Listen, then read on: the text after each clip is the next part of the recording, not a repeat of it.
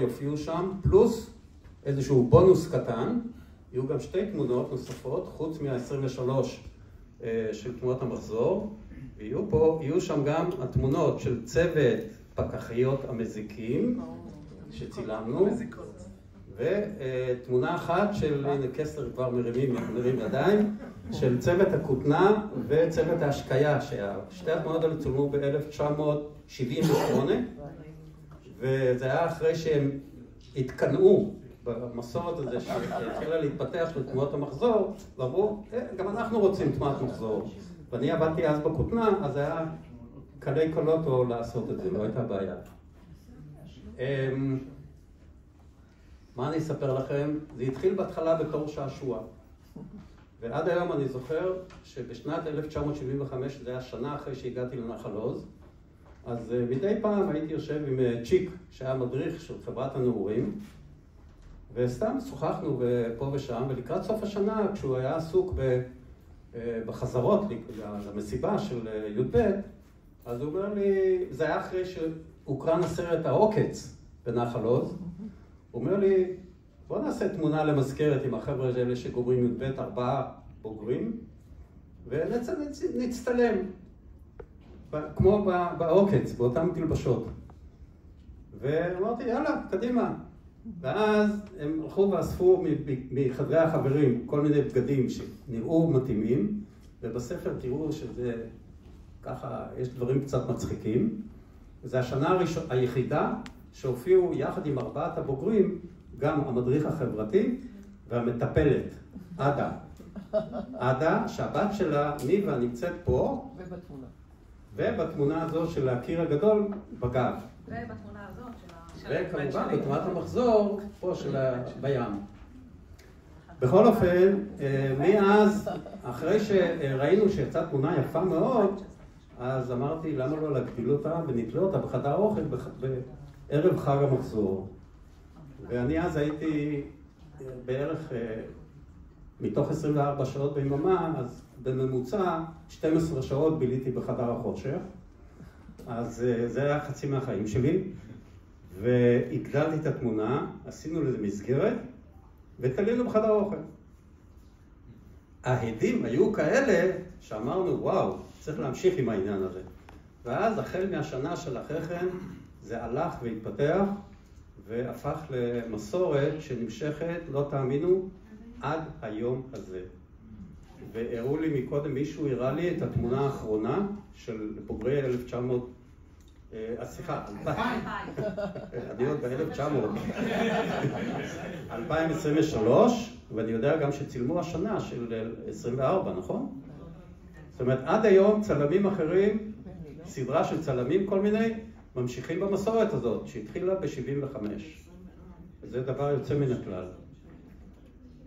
עם הזמן כמובן זה הלך והשתכלל, ואפשר לראות פה כמה דוגמאות. קודם כל, המוסדות הקיבוץ נרתמו לרעיון, וכשהיה צריך לבנות כל מיני קונסטרוקציות ומתקנים במסגריה, אז בנו. חסרה פה תמונה אחת שצילמנו בחוף זיקים, עם במה ופרגולה וכל זה, הכל נבנה במסגריה. גם פה הנברשת שתלויה מהשמיים, היא לא תלויה מהשמיים, אלא עם פיגום כזה שנבנה במסגריה באופן מיוחד. וכמובן, כבר בשנים הראשונות הצטרפה אלינו אופרה ארטוב, שהייתה מנהלת המתפרה, מרכזת המתפרה, לא היו מנהלים בקיבוץ. והמתפרה, חלק מהשנים, היא הייתה האלמנט הדומיננטי בתוצאה הסופית. תחשבו לכם למשל, שבתמונה הזו, גם של הסעודה האחרונה, וגם התמונה של הנזירים, זה לא בגדים נורמליים. זה כל מיני דברים שנתפרו במתפרה באופן מיוחד לצילום הזה. פה בתמונה של האבטיחים למשל, המכנסונים של הבנים, לא מצאו דבר כזה, התפרו באופן מיוחד במתפרה. וכמובן שמי שהצטרפה בשלב די מוקדם זה גם המאפרת, והיא עשתה נפלאות בחלק מהתמונות. בתמונה של הנזירים למשל אפשר לראות שהיא העלימה חלק מהשיניים של הכפריים. לדוגמה, כל שאר התמונות היא באה לידי ביטוי, והתמונה הזאת של הפנקיסטים, אז זה כבר לא רק היא הייתה, זה היה גם אורי הספר, והניה שציירה את הקעקועים. בקיצור, לא מעט חברים היו שותפים עם השנים, כל פעם לפרויקט של תמונת המחזור. כל שנה זו הייתה הפקה בפני עצמה שנמשכה, תהליך שנמשך כחודשיים שלושה, יחד עם הבוגרים, של להחליט על הנושא ואיך זה ייראה, ולביים אותו מראש, ולאסוף תלבשות ובגדים ואביזרים וכו' וכו' וכו', עד יום הצילום. בערך חודשיים שלושה ישבתי איתם פעמיים שלוש בשבוע, ודנו בדברים ופיתחנו את זה. עם הזמן גם הגענו לשלב שאנחנו סוחרים תלבשות, במחסן תלבשות בתל אביב. אתם יכולים לראות בתמונה השמאלית ביותר, דוגמה, שזו השנה הראשונה שעשינו את זה, כבר נוטה לכיוון איזושהי הפקה מקצועית יותר. טוב, ושם יש סיפור באופן מיוחד, וביפו העתיקה, והם התחילו להתלבש ולהתאפר. מי שמכיר את הכיכר למעלה ביפו, לפני שירדנו לסמטאות, אני באותו, כשהגענו לשם, גיליתי שנגמרה לי הבטריה במצלמה. ונסעתי עם האוטו להתחיל לחפש חנות שנפתחת מוקדם, היינו צריכים לעשות את זה עם הזריחה. כי אחר כך השמש עולה וזה מתחיל להיות בעיה. ובינתיים הם חיכו לי, חיכו, ראו שאני לא חוזר, התחילו בינתיים להתאפר ולהתלבש. וכשאני חזרתי לאזור ראיתי פקק לא נורמלי לפניי, של כל המכוניות שנסעו שם עצרו והתחילו לצפצף ולהגיד הערות ולעצור. טוב, אתם רואים את הדמויות, אז אתם יכולים להבין גם למה. אז זהו, אז אחרי שהגעתי, אז מהר ברחנו לסמטה לאיפה שעשינו את הצילום, וככה זה נמשך. זהו, האמת, יש סיפור על כל תמונה ותמונה, ואתם יכולים עם הברקוד שמימין לכל תמונה, לשמוע את הסיפור שמאחורי התמונה, וכמובן הסיפורים וחלק מהתמונות מאחורי הקלעים יופיעו גם בספר. רחל? אין לי מה להוסיף. רק מה? שנהניתי לעבוד איתך. שנמשיך ככה. אז רחל היא האוצרת של התערוכה, והיא רחל רינת, היילי. ותרימי יד, שתקומי, שיראו אותך אולי.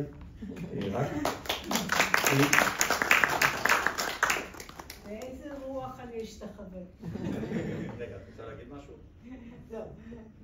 מה שאני רוצה להגיד שהתמונות האלה קוראים להם דבר נורא מעניין.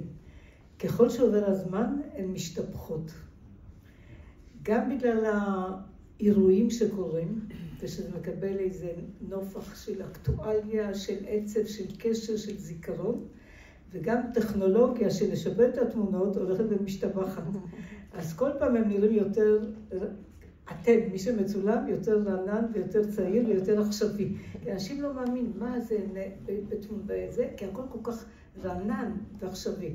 עכשיו יש חלק, סיפרתי פה למישהי, אני חושבת שאפשר לראות את התמונות האלה בשכבות שאני לא יודעת עם משה כשהוא צילם אותם, שאולי הייתה איזו תמימות.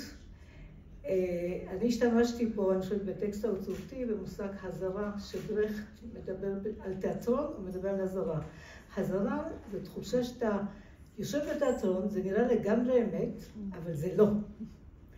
והרעיון פה זה לקחת משהו שנראה, להוציא אותו מהקונטקסט, כמו הסעודה האחרונה, שהיא בעצם תלויה במילאנו, נגיד אם ניקח את ליאונרדו דה וינצ'י, פה היא שתולה בשדה, זה הזרה כשהרקע והאובייקט מושכים לכיוון שני. אז זה עוד צורה להתבונן על התמונות האלה, שהם נעשו בתמימות, אבל אפשר לנתח, פשוט להסתכל על זה בעין אומנותית, על הדבר הזה. כמו למשל ההברקה בעיניי של הסעודה האחרונה, שהמחזור היה הרבה יותר גדול מאשר 12 השליחים בישו, אז הוא הפך לליאונרדו דה וינצ'י. כפתרון של הדבר. אז יש פה כל מיני הברקות. אני רוצה, אני לא יודעת אם זה מעניין אתכם, אבל קצת לספר לכם על התהליך האוצרותי. התהליך האוצרותי גורם, אז יש לנו חלל, יש לנו מקום, ואיך מסודרים את התמונות, לפי איזה סדר, לפי איזה היגיון. כדי שהצופה יזרום מתמונה לתמונה, יעצור אבל גם יזרום בהליכה הזאת, כאילו יש איזה פלואו. ופה נכנס איזה אלמנט מאוד מעניין, שלא תמיד, לא בכל התערוכות זה היה, זה הנושא של האור. אז למשל התמונה הזאת של המעפילים, של הרבה שמיים, והאור המשולש שנופל עליו, כאילו משתלב עם האור הרך מאוד שנמצא בתוך התמונה. אז כשאנחנו בתערוכה לא שמים לב על הדברים האלה. פה למשל היה שיקול אחר, שהתמונה היא מאוד מאוד מוארת, היא הייתה מצולמת כשהייתה שמש חזקה, אז הייתי צריכה לשים אותה בפינה יותר אפלה כדי להמעם קצת את האור. אז אני משתף אתכם בתהליכים, ועוד רעיון שמשה אהב לשמחתי, לא כל הרעיונות שלי הוא אהב, אני יכולה להגיד, אבל לשים את הכניסה לנחל עוז, עד התלם האחרון. כשעבדנו על התערוכה של המטבח, באתי וראיינתי כל מיני חברים כדי להבין מה הייתה האווירה המיוחדת במטבח. ואז סיפרו לי כל מיני דברים שגם הופיע בטקסט סרטוטי. ואז ראיתי את הקיר הזה, ואמרתי, בוא נכניס אותו לפה. אתה נכנס לתוך הדבר, אתה לא עובר באקראי, יש שלבים. ואז הוא אומר, אני אוהב, ועשינו את זה. אז כיף לעבוד איתו. זה מה שיש לי להגיד, לא כדאי שאני אמשיך עוד, אבל אני יכולה עוד, אבל אלה הטעימות של עבודה עוצמה. תודה רבה.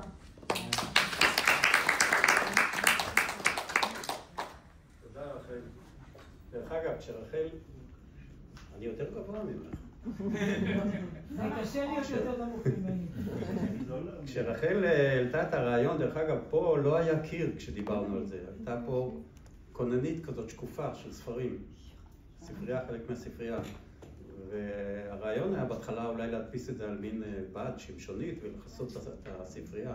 אחר כך החליטו פה בספרייה שעושים קיר גבס, אבל תארו לעצמכם את הדמיון של לחשוב על האפשרות שבאמת לחסות את הספרייה עם התמונה. ברגע שאמרה לי את הרעיון, מיד נזכרתי בצילום הזה, של הקיר הזה הגדול עם עד התלם האחרון, 70 שנה לנחל עוז, ועם התמונה של ניבה מהגב, ומיד קפצה לי התמונה הזו לראש, למרות שהיא צולמה לפני 2.5 שנים.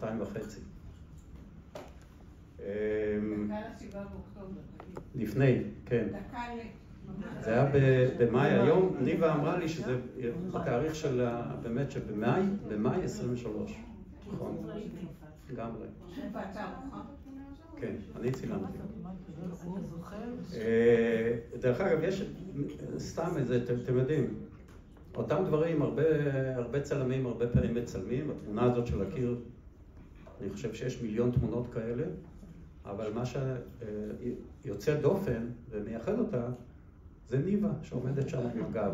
אני זוכר עד היום שאמרתי לה, ניבה, תעמדי לשם, תביטי אל הקיר, אל התמונה, אני אצלם אותך מהגב. זאת אומרת, זה לא צילום פורטרט. זאת אומרת, ראיתי את התוצאה הסופית בעיני רוחי. מה עוד אפשר לספר על התמונות? כן, ג'יי. רציתי לשאול מי החליט על כל שנה איזה סצנה עושים. אני חושב שב-90 ומשהו אחוזים זה אני הבאתי את הרעיון, וחלק מהמקרים, כבר אמרתי פה לכמה, כבר ידעתי בתחילת השנה מה אני הולך לצלם בסוף השנה, כי הכרתי את הדמויות. עכשיו, בכל הז'אנר הזה של צילום מבוים, זה צילום מבוים הכל, היה לי יתרון עצום על כל מיני צלמים אחרים שמצלמים בז'אנר הזה, שחולמים בדמיונם להכיר את הדמויות היטב, היטב, היטב, לפני שהם בכלל מצלמים אותם. הרבה פעמים זה שחקנים שבאים ומצלמים את התפקיד או דברים כאלה. אני הכרתי את הדמויות האלה שצילמתי, חלקם עוד בימי ילדותם. כלומר, כשהם הגיעו לכיתה י"ב, כבר היה לי טבוע בזיכרון, היה לי ברור מה הולכת להיות התמונה, כי מה מתאים להם. סעודה האחרונה זה הדוגמה הכי בולטת לזה, מכיוון שיש פה 14 אנשים כשיש קבוצה גדולה קשה מאוד למצוא נושא, אבל, איך קוראים לזו האמצעית? כהן? עמית. עדי כהן.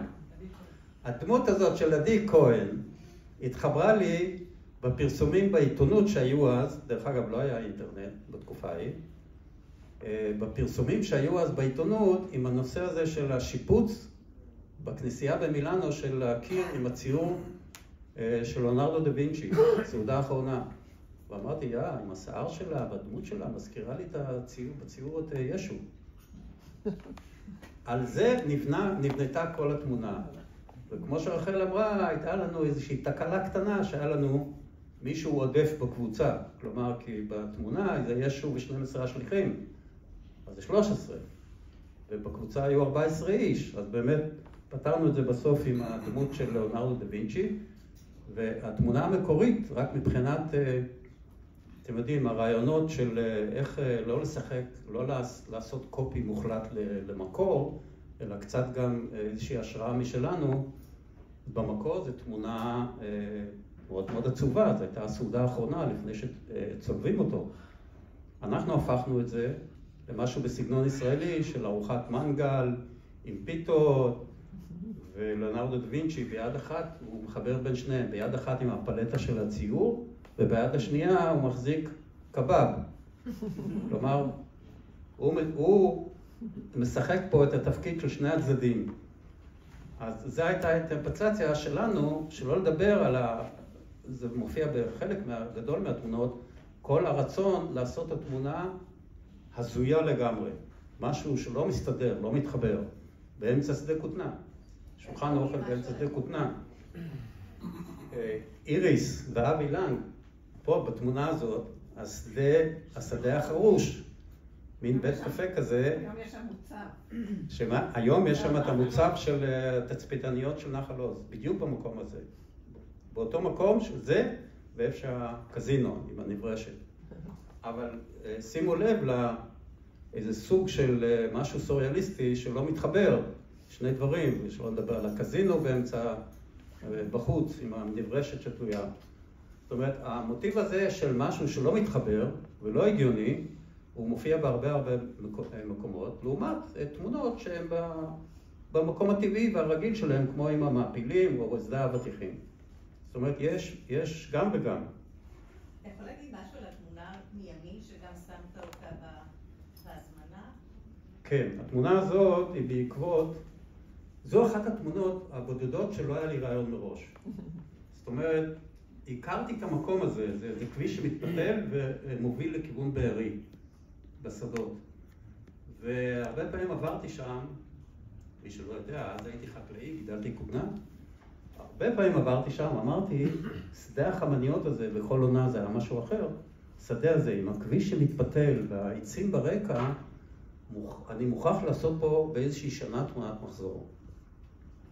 ובאתי להם עם הידיעה איפה אני רוצה לצלם, אבל לא ידעתי מה. זה היה התקופה שהסרט שיער, זה הפך לסרט פולחן, וכל המוזיקה שהם אהבו, ועשו אהבה ולא מלחמה, וכל מיני כאלה מוטיבים.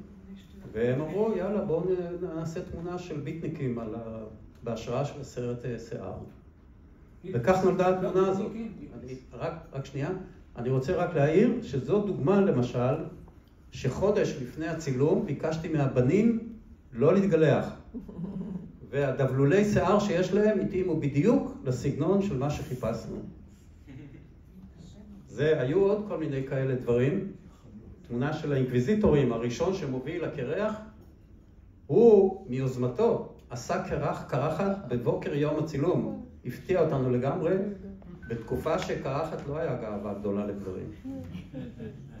אז הבחור לקח את זה ועשה את זה, הלך עם זה עד הסוף. נועה, את רוצה להגיד משהו? נועה היא אשת הקשר איתי לגבי התערוכה מטעם הספרייה. ונועה, את יצרת איתי קשר כבר לפני יותר משנה, נכון? לגבי התערוכה הזאת. את רוצה להגיד איזה משהו? רוצה לשמוע, רוצה לדעת. הפתעתי אותך. טוב, אז קודם כל שלום. וואו, זה ממש אירוע מרגש עם כל הסיפורים. אז לפני בערך שנה יצרתי קשר עם משה. אנחנו בספרייה שלנו, ספרייה למדעי החברה, ניהול וחינוך. יש פה 5 ספריות גדולות, ואנחנו אחת הספריות הגדולות באוניברסיטה. מעבר לספרייה הגדולה שנותנת מענה לכל הפקולטות שהזכרתי, אז יש לנו, וכמובן לסגל וסטודנטים גם של כלל האוניברסיטה, יש לנו פה גם פעילויות, אנחנו גם מביאים תערוכות, יש לנו צוות של תערוכות שמרכזת אותו אילנה שיושבת בקומה העליונה עכשיו, ואנחנו מחליפים אחת ל3 חודשים תערוכות, יש לנו בכל קומה תערוכות אחרות, וזה היה מאוד מעניין, נתקלתי בתערוכה של משה, יצרתי קשר, אני חושבת דרך, שכחתי מה שמה, מנהלת המוזיאון בבית שטורמן, עופרה ברם, ואז היא קישרה אותי למשה, וקודם כל היה מאוד נעים, כל התקשורת איתך הייתה מאוד נעימה, וזהו, ולאט לאט נבנתה התערוכה, והיו מחשבות שונות, האם להוסיף את הסרט בנוגע ל... איך אתה קורא לסרט הזה? הכתבה של כאן 11. הכתבה של כאן 11, ואני שמחה שעכשיו, שבאמת התערוכה תציג פה במשך 3 חודשים, ואתם מוזמנים להגיע לספרייה גם לראות את שאר התערוכות. זהו, וכמובן הסיפור שעומד מאחורי התערוכה, כמובן יש פה הרבה כאב לאור 7 באוקטובר, ותודה שבאתם, ותודה רבה משה ורחל.